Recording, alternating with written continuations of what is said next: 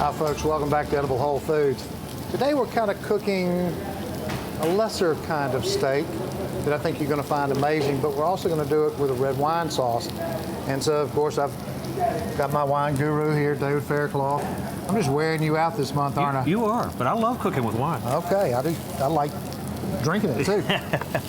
So anyway, what I've got here is this is a chuck eye steak.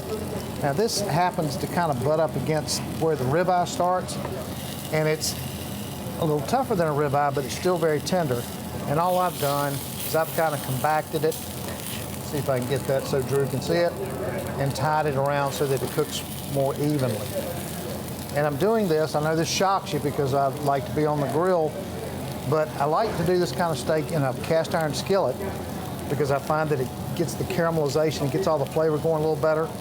So we've kind of seared it off, and now we're going to start building the sauce. So we're just going to take this right out of here. And just because I think we need some, we're going to throw some butter in there, kind of get that going a little bit. And then I've got about 2 chopped shallots that I'm going to put into that butter. Now you could do this with anything that you pan sear. You can make a quick pan sauce very, very easily. Got those softened a little bit. Now I've taken sort of a mixture of mushrooms, just kind of chunked them up.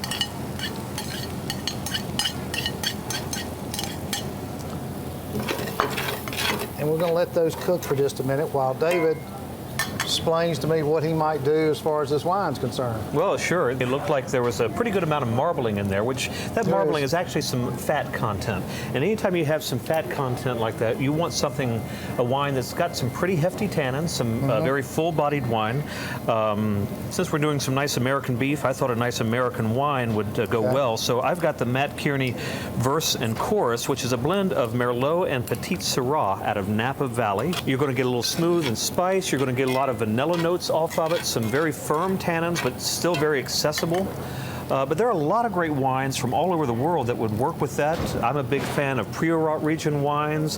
Malbec would certainly work with that. I like that. I think it's a great wine to pair with a really rich, intense meat like that kind of steak there. Well, we're going back over here. We're going to throw some garlic in there because we don't want it to cook very long.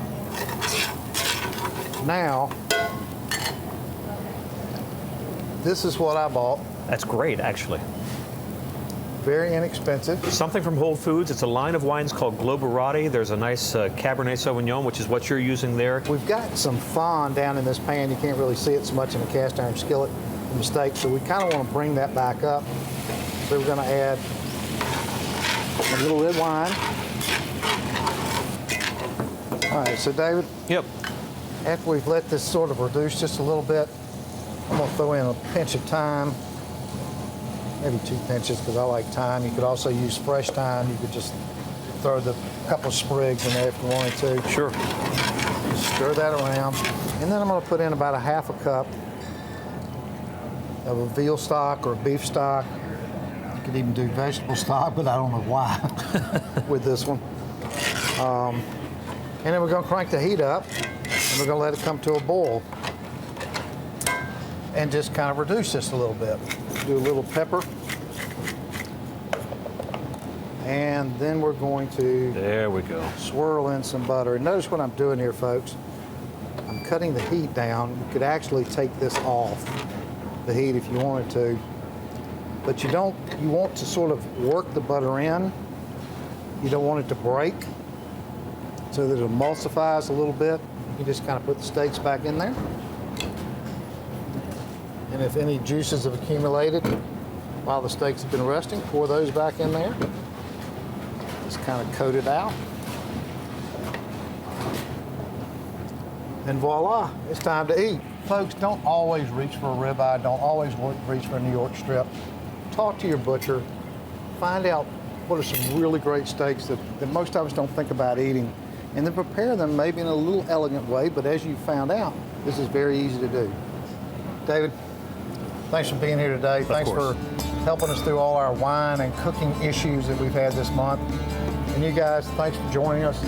come back and see us again on Edible Whole Foods.